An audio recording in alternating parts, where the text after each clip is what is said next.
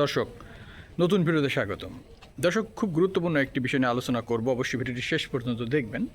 যে ব্যাপারটি আপনাদের সাথে শেয়ার করব, শেখ হাসিনা যখন আন্দোলন চলছিল জুলাই অভ্যুত্থানের সময়, শেখ হাসিনা কম বেশি বিভিন্নভাবে তার যত শক্তি ছিল তার রাষ্ট্রীয় বাহিনী দ্বারা আন্দোলন দমানোর চেষ্টা করেছিলেন।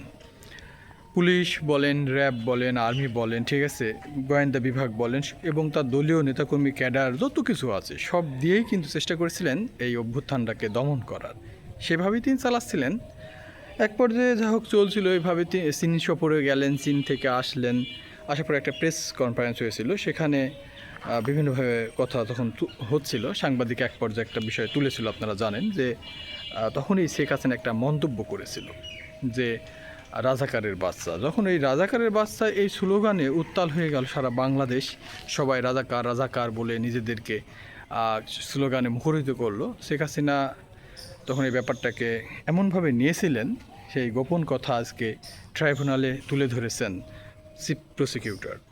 বিষয়টা এমন যে শেখ হাসিনা যখন বিশ্ববিদ্যালয়ে বিভিন্ন আন্দোলন চলছিল ছাত্রদের দমন করার জন্য, যারা বিশ্ববিদ্যালয়ের কর্তৃপক্ষ ছিলেন তাদের সাথে বিভিন্নভাবে কথা বলেছেন তখনকার তৎকালীন এই প্রধানমন্ত্রী শেখ হাসিনা। এবং সবশেষে একটা ব্যাপার মজার, যে শেখ হাসিনা আন্দোলনটাকে দমনের জন্য, ঠিক আছে, যে কথাটা বলেছে সেটা আপনাদের শেয়ার করছি। তিনি বলেছিলেন যে রাজাকারদের ফাঁসি দিয়েছি, এই আন্দোলনে যারা জড়িত এদেরও ফাঁসি দেওয়া হবে। এই কথাটি ফাঁস হয়েছে।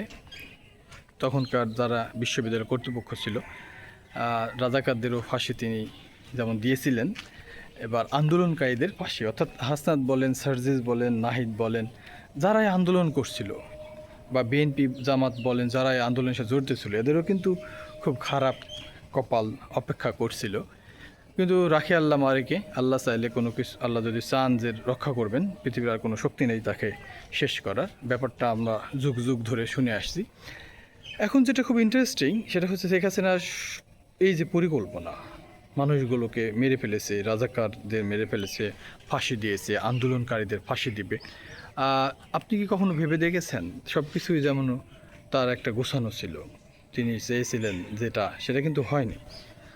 আল্লাহ সমস্ত পরিকল্পনার ঊর্ধ্বে। আল্লাহ, আপনি যা পরিকল্পনা করেন, আল্লাহ আরও অন্যরকম পরিকল্পনা করে যা আপনার কল্পনার বাইরে। এমনই ঘটেছিল।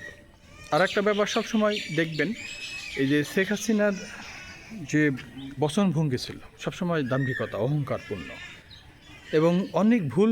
ওই আন্দোলনের সময় আমরা তো দেখেছি, পর্যবেক্ষণ করেছি আন্দোলন টোটালি। আন্দোলনের সময় তিনি একটার পর একটা ভুল ডিসিশন নিচ্ছিলেন। সরি, কেমন ভুল ডিসিশন?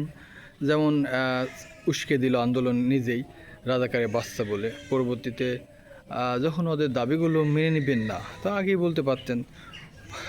পরবর্তীতে ধাপে ধাপে যখন আন্দোলন মেনে নিলেন, হামলা করলেন, ছেলে পিলেদেরকে বললেন যে তোমাদের পরে আর হামলা টামলা করা হবে না, মামলাও দেওয়া হবে না। এটা করার পর যখন আন্দোলন অনেকটা থেমে গিয়েছিল, দেখবেন পুলিশ একটা অভিযান চালিয়েছিল, ঠিক আছে, সারা দেশ জুড়ে ঘিরিয়ে, এলাকা ঘিরছিল, র্যাব, পুলিশ, আর্মি দিয়ে ঘিরে অভিযান চালিয়ে যখন ঘরে ঘরে যাই হানা করছিল, সেম তখনই একটা গণবিস্ফোরণ সুযোগ হয়ে গেল। মানুষজন তারপরেই দেখবেন আরও বেশি বিগড়ে গেল, যে ঘরে ঘরে এভাবে হানা দিচ্ছে, মানুষের নিরাপত্তা কোথায়? সরকার যদি এভাবে প্রত্যেকটা বাড়িতে গিয়ে পুলিশ, র্যাব নামিয়ে দিয়ে মানুষের ঘুম হারাম করে, রাতে মানুষ ঘুমায়, সেই সময় যদি পুলিশ যায় ডিস্টার্ব করে, এভাবে ঘরে ঘরে চলছিল, খেয়াল করে দেখবেন। সেই সময়টাই সবচেয়ে বড় ডিসিশন নিতে ভুল করেছে শেখ হাসিনা। কারণ তখন যদি অন্তত পরিকল্পনা মাফিক একটু সাইলেন্ট হতেন, আমার মনে হয় ফল অন্যরকম হতে পারত। শেখ হাসিনা ওই দিনে একটা চরম ভুল করেছেন রাজনীতির, ওইটাই আমার মনে হয় অগ্নিগর্ভ সিচুয়েশন তৈরি হয়েছিল।